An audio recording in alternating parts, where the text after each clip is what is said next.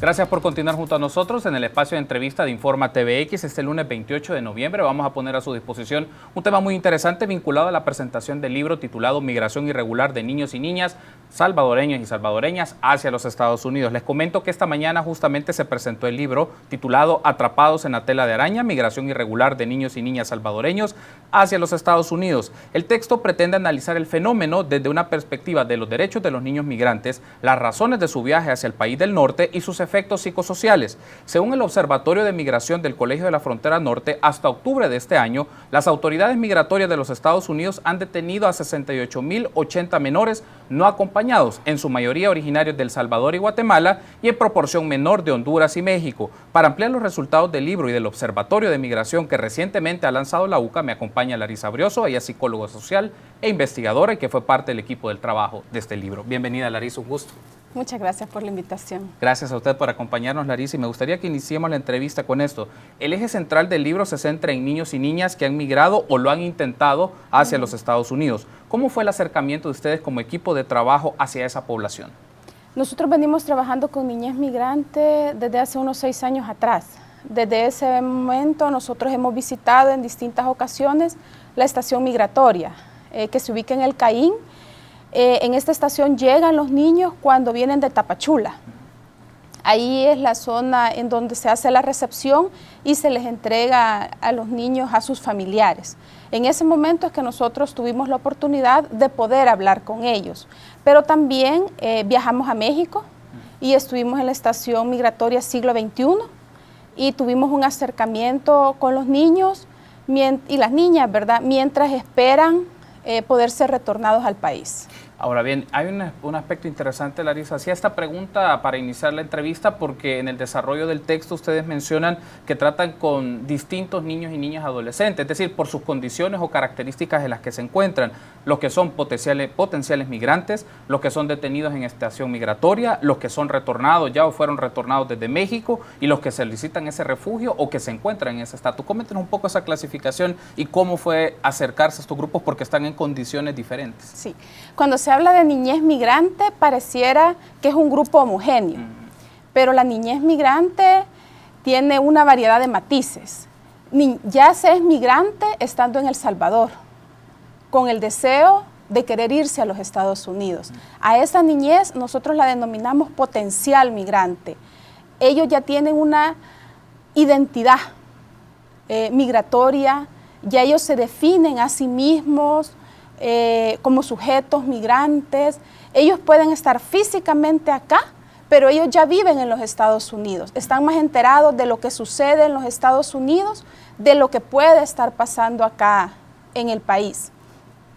De ahí tenemos otra niñez migrante en tránsito, que va rumbo hacia los Estados Unidos y que aún no ha sido detenida. Esta niñez, aunque nosotros creemos que es un flujo lineal, que siempre van avanzando hasta llegar a los Estados Unidos, no es cierto.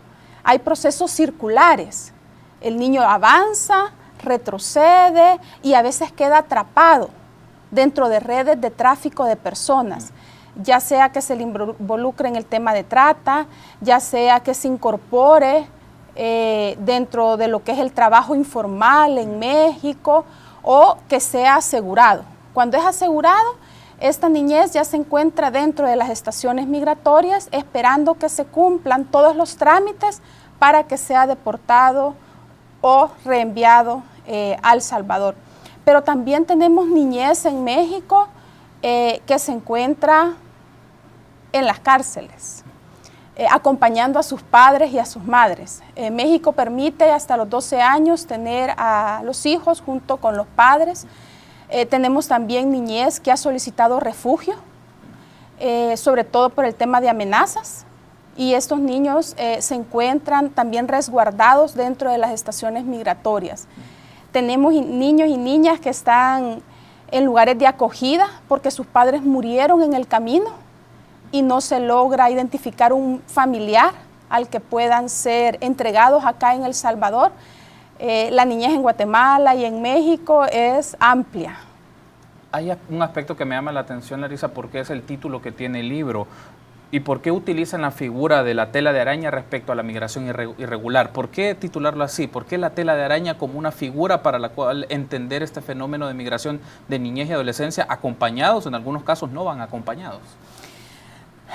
Porque la migración aparece como un proyecto de vida ineludible para los niños y las niñas. Es un proyecto de vida que heredan de sus familias y ellos se encuentran atrapados dentro de ese proyecto. Y no solo es un proyecto que se le entrega a la niñez de sectores desprotegidos o vulnerables. Cada vez más es un proyecto que le entregamos a todos los niños y las niñas del país, desde diferentes perspectivas. El padre que mete a su hijo a un colegio bilingüe, el padre que le enseña a su hijo tempranamente que debe de aprender inglés para que busque un futuro mejor, está construyendo en él una identidad migrante. Lo está vinculando con esa idea de irse del país, quizás no de forma irregular, pero finalmente irse. Y el niño y la niña se encuentran atrapados dentro de ese imaginario social. Y una vez ellos asumen ese imaginario, sus posibilidades de desenredarse de esa tela de araña se vuelve sumamente complicado. Vemos en comunidades en donde la niñez, por ejemplo, los varones, miran el irse como un rito de pasaje hacia la adultez. El que no se quiere ir es porque es cobarde. Entonces, cuando un chico dice, no, yo no me voy a ir porque tenés miedo. Las chicas miran el irse como la oportunidad de devolverle a sus familias todo el apoyo que las familias les han dado a ellas. Entonces, tienes que irte. Es interesante esta mención porque cómo se va construyendo la figura de un niño o niña migrante, desde la familia, desde un espacio de socialización, pero también qué pasa en comunidades, zonas en donde, por ejemplo, es una práctica que hacen sus vecinos, sus amistades o la misma inseguridad. También cómo podemos entender esa lógica más comunitaria que propicia o incentiva las migraciones. Ya hablaremos más adelante cómo el tema de la inseguridad o la violencia lo hace, pero cómo podemos hacer esa lectura más comunitaria, el ambiente comunitario que propicia que los niños decidan migrar, Larisa. Bueno, no solo es la comunidad como tal, es todo el sistema social. Todo nuestro contexto nos impulsa, nos motiva a irnos del país. O sea, somos una sociedad cuyas posibilidades de desarrollo, incluso de ejercicio de la ciudadanía, está vinculado con el hecho de irnos. Tenemos un alto modelaje migrante. Por ejemplo, en esta época todos están esperando la venida del tío, la venida del primo, que viene con otras posibilidades, con otra ropa, que viene con dinero, con otro celular. Ellos nos vienen a modelar un sueño que es real cuando nosotros los vemos a ellos. Y esa es parte de esa idiosincrasia que se va desarrollando dentro del ser salvadoreño. Para nosotros el migrar como país no es nuevo. O sea, migramos hace años para Honduras, migramos por el tema de la guerra. La migración es parte del itinerario que los salvadoreños contemplamos como una forma de buscar nuevas posibilidades en un país que no nos ofrece mayores posibilidades para desarrollarnos. Ahora bien, me gustaría que hablemos un poco de la metodología del libro. ¿Cuál fue el proceso o el mecanismo con los cuales ustedes pudieron obtener esta información? Un periodo más o menos de un año para la elaboración de este trabajo, pero también trabajo de investigación de campo, ir a México, consultar con los niños. ¿Cuál fue la metodología que llevó este equipo de investigación para acercarse desde las diferentes facetas que lo presenta el libro? Pues desarrollamos básicamente las dos metodologías clásicas. Hubo metodología tanto cuantitativa, se pasaron encuestas a niños y niñas escolarizadas, séptimo, octavo, noveno grado. Visitamos casi los 14 departamentos del país. También realizamos entrevistas con niños y niñas que ya habían regresado de los Estados Unidos y que se habían logrado reincorporar a sus comunidades. Sabemos que esto es sumamente difícil, que el niño que inicia el camino, su única posibilidad es terminarlo. Son pocos los que realmente logran reincorporarse a su vida familiar, a su vida comunitaria. Dentro del sistema del coyotaje se contempla hasta 3 oportunidades y los niños tienen prontamente que tomar la decisión de reiniciar el camino. Pero también realizamos entrevistas en profundidad con otros actores sociales que están en territorio y que tienen una vinculación más cotidiana con los niños. Entrevistamos a sus padres, a sus responsables, para conocer desde ellos cuáles son los cambios que ellos identifican en el niño que retorna, así como cuáles son los cambios que identifican a nivel psicosocial en la niñez cuando el que se va es su padre, su madre, y quedan al cuidado de un familiar o de un tercero. Larisa, hace unas semanas estuvo en la UCA Alejandro Solalinde, que es reconocido por su trabajo de activismo y defensa de los derechos humanos de los migrantes, y él ha insistido mucho que en las últimas semanas, bueno, el llamado era que no migraran, pero él mencionaba que hay un fenómeno que está tomando cada vez más fuerza, el uso de los niños y niñas para efectos de la trata, de explotación sexual, pero también para el tráfico de órganos. ¿Este tipo de experiencias fueron documentadas en esta investigación que ustedes hicieron? ¿Surgieron ese tipo de problemáticas o riesgos que han enfrentado o que han conocido o vieron de otros los niños migrantes? El estudio no tiene un énfasis en el tema de trata. Okay. Ya estudiar migración es estudiar trata, tráfico de personas, ¿verdad? Sin embargo, esa población representa un riesgo mucho más particular. Sí tuvimos la oportunidad en México, al visitar el DIF, de conocer de casos de niñas y niños salvadoreños que habían sido resguardados, rescatados de estas redes de trata de personas, ¿verdad? Tenemos también conocimiento que en muchos de los departamentos de nuestro país hay presencia fuerte de estas redes, motivando a las niñas sobre todo, ¿verdad? A iniciar su camino hacia los Estados Unidos, con promesa, ¿verdad?, de que van a tener posibilidades de empleo, de obtener prontamente los papeles, y de ahí este auge que nosotros hemos visto los últimos años de niñez en tránsito hacia los Estados Unidos. Tenemos que hacer una pausa, Larisa, pero me gustaría que en el segundo bloque sigamos hablando sobre este tema, sobre algunos hallazgos del libro, cuáles fueron algunas de las principales razones por las cuales los niños y niñas deciden migrar, si es la reunificación familiar o son otros elementos. De momento quiero recordarles que si usted recarga $15, se puede llevar gratis un chompipollo, navegación WhatsApp y minutos a todas las redes, porque Movistar elige todo. Permítanos una pausa, continuamos en el espacio de entrevista.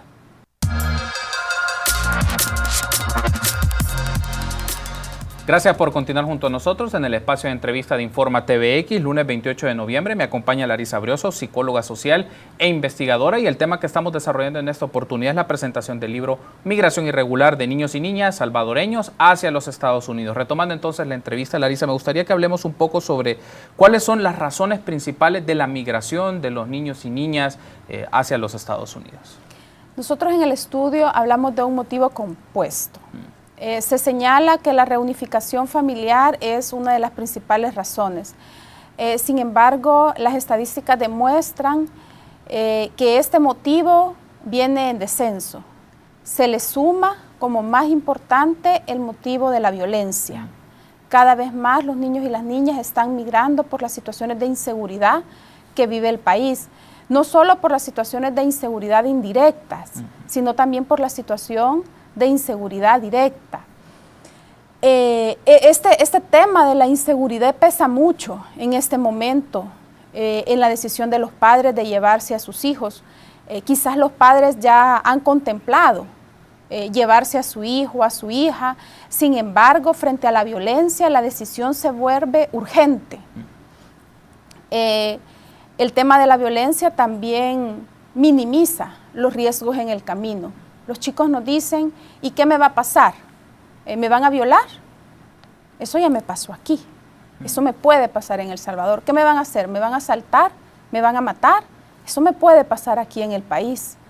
Ellos razonan y dicen, esas situaciones de inseguridad que usted me dice que voy a enfrentar en el camino no son distintas a la realidad que yo ya vivo aquí en el país.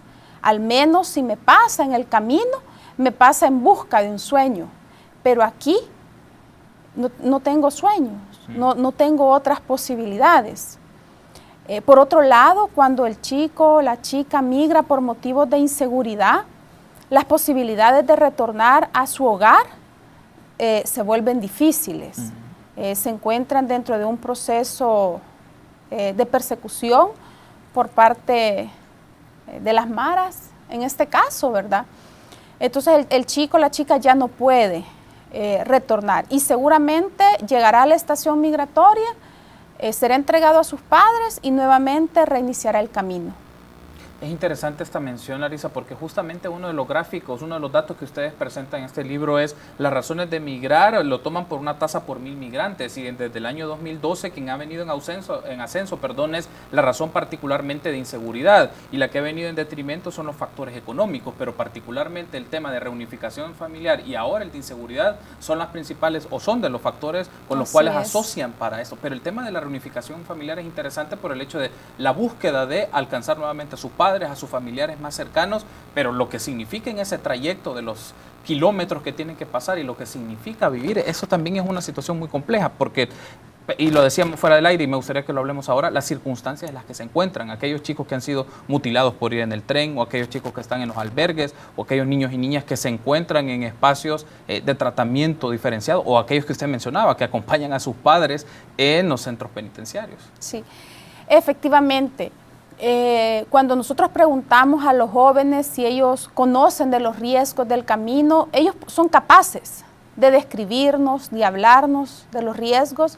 Sin embargo, por sus propias experiencias de vida en el país, por su propia edad, ellos no son capaces de dimensionar lo que realmente implica entregarse al acto migratorio, entregarse a las decisiones del coyote, entregarse a procesos de abandono en casas de resguardo, dentro de los miedos, por ejemplo, que los chicos y las chicas manifiestan, es su temor a morir asfixiados, es su temor a morir picados por un animal. Eso solo evidencia, yo no sentiría miedo de ser picado por un animal si voy caminando por en medio de Santa Tecla, o por en medio de Soyapango, o de ser atacado. Cuando los niños y las niñas dicen que tienen esos temores, es porque los llevan en medio de los montes. Cuando dicen que tienen temor de morir asfixiados, es porque van escondidos en baúles, debajo de cajas, unos encima de otros. El tema de la violencia sexual en contra de las niñas es una realidad. Tanto es una realidad que el coyote orienta a los familiares para que esta niña tome pastillas anticonceptivas, para que le pongan una inyección, porque ellos anticipan como un hecho de que en el camino puede ser o va a ser víctima de abuso sexual. Y el rol de las autoridades, Larisa, entiendo que fue parte del acercamiento que ustedes hicieron, conocer un poco perspectiva de gente de terreno, no solo de organizaciones de carácter de sociedad civil, también de organizaciones de carácter público, en este caso de México. ¿Cómo queda en ese contraste de esa realidad tan dura el rol de las autoridades? Primero hablemos del caso de mexicano, pero también de las autoridades en el caso de nuestro país. Mire, nosotros tenemos una red consular en México que está constantemente enfrentando esta avalancha de salvadoreños. Realmente yo respeto mucho el trabajo que ellos realizan porque lo hacen con una precariedad de recursos, en condiciones de riesgo, porque son constantemente amenazados por estos grupos cuando ellos aseguran, orientan, o contribuyen con los procesos de repatriación de nuestros connacionales, ¿verdad?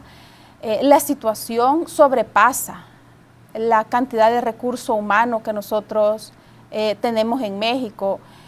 Yo podría, sin equivocarme, decirle que ellos son 724, ¿verdad? Y que están ahí. Nuestros cónsules en el sur de México, el personal consular, quizás de parte de nuestro gobierno falta todavía mucho apoyo y mucho reconocimiento para el trabajo que ellos realizan. Yo creería que están sobrepasados, ¿verdad? No solo físicamente, sino que emocionalmente. La situación con las autoridades mexicanas es complicada. México no es un país que tenga una agenda propia en relación con el tema migratorio de los centroamericanos. Ellos responden a una agenda que se escribe desde los Estados Unidos, ¿verdad? Y el mismo control de los diferentes estados se vuelve complicado para México, ¿verdad?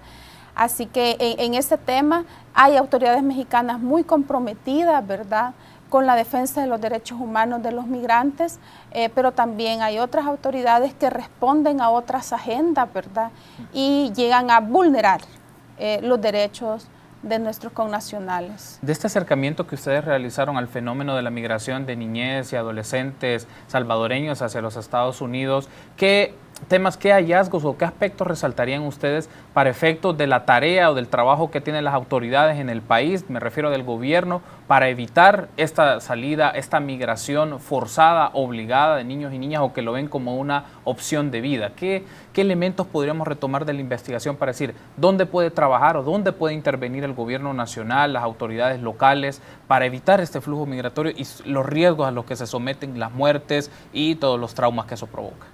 De cara a la realidad que vive nuestro país, yo creo que llegó el momento de no darles tanto no a la niñez y a la juventud. Ya no les podemos seguir diciendo no hagan esto, cuando migrar es la única posibilidad que se les presenta como una realidad para poder tener una mejor calidad de vida, con todos los riesgos que esto implica, ¿verdad? La única manera de detener el flujo migratorio es ofrecerle realmente a la niñez posibilidades. El estudio nos permite a nosotros identificar que, si bien es cierto, los niveles de pobreza en nuestro país aún son altos, no son las condiciones de pobreza, sino las condiciones de exclusión social los que llevan a que los salvadoreños y la niñez decida irse. O sea, el joven logra llegar al 9º grado, la joven logra terminar el bachillerato, pero ¿y después de eso? ¿Voy a lograr encontrar un trabajo? ¿Voy a lograr continuar estudiando? O sea, todavía la educación no es una posibilidad real para la niñez. O sea, cuando nosotros obtenemos un resultado PAES tan bajo, solo nos está indicando que esa niñez, que esa juventud, que hoy es bachiller del país, tiene muy pocas posibilidades de lograr entrar a una universidad y desempeñarse con éxito. Con un resultado PAES como el que hemos obtenido, ¿qué posibilidades reales de desempeñarse laboralmente tiene nuestra juventud, a no ser que la oferta siga siendo una maquila? Una maquila en donde su máxima aspiración será un salario mínimo, que lo único que permitirá es que se reproduzcan las condiciones de exclusión de sus familias. ¿Estas familias han salido de la pobreza? Sí. ¿Gracias a qué? A las remesas. Pero el joven nos dice, ¿cuándo yo voy a poder comprar mi lote? ¿Cuándo yo voy a poder construir mi casa? Mi única posibilidad de aspirar a poder tener una propiedad es irme, trabajar duro y comprarla. Estamos casi cerrando la entrevista, Larisa, pero quiero pedir a la producción si puede proyectar en este momento en pantalla un sitio que ha trabajado la UCA, que es un observatorio de migración, para que nos explique un poco esto. Este sitio también pone a disposición algunos datos, pone a disposición alguna información. Entonces, si puedo pedir a la producción que en este momento lo proyecte. Aquí tenemos este es uno de los datos que mencionan sobre el número de salvadoreños retornados. Estamos hablando de una cifra entre el año 2012 de 31.810 y nos lleva hasta el año 2016. Claro, el dato es hasta enero del año 2016, correcto, pero como nos va mostrando de manera exponencial que desde los últimos 4 años viene con un incremento muy marcado el número de salvadoreños retornados que provienen del norte. Sí, parte de este esfuerzo sistemático que tiene la universidad por abordar el tema de la migración nos ha llevado al desarrollo de un observatorio de la migración irregular. En el observatorio nosotros presentamos datos proporcionados por la Dirección General de Migración y Extranjería que vamos actualizando cada 3 meses si bien no se puede tener acceso a la base de datos, sí le permite a quien ingresa al portal poder sacar algunas estadísticas. También podemos encontrar en el observatorio todo lo que está digitalizado en el tema de migratorio, tesis, libros, artículos de revista, noticias, videos, material educativo en el tema migratorio. Es nuestro objetivo, ¿verdad?, poder ir haciendo alianzas con socios estratégicos tanto a nivel nacional como a nivel centroamericano para poder contar con una base de datos más robusta a nivel regional. Si alguien quiere entrar a ese observatorio, ¿cómo lo puede hacer, Larisa? Pone http sí. ovi.uca.edu.sb. ovi.uca.edu.sb. Perfecto. Entonces ahí está la dirección que va a estar a disposición o que ya está a disposición de las personas que quieran indagar con la información nacional e internacional vinculada al tema de migraciones. Larisa, ha sido un gusto. Gracias por habernos acompañado. Gracias. Espero que en una próxima oportunidad vamos a ir abordando este tema. Gracias. Nos acompañó en esta oportunidad Larisa Brioso, psicóloga social, y hablamos de la migración irregular de menores hacia los Estados Unidos. Permítanos una pausa, regresamos instantes con más información nacional.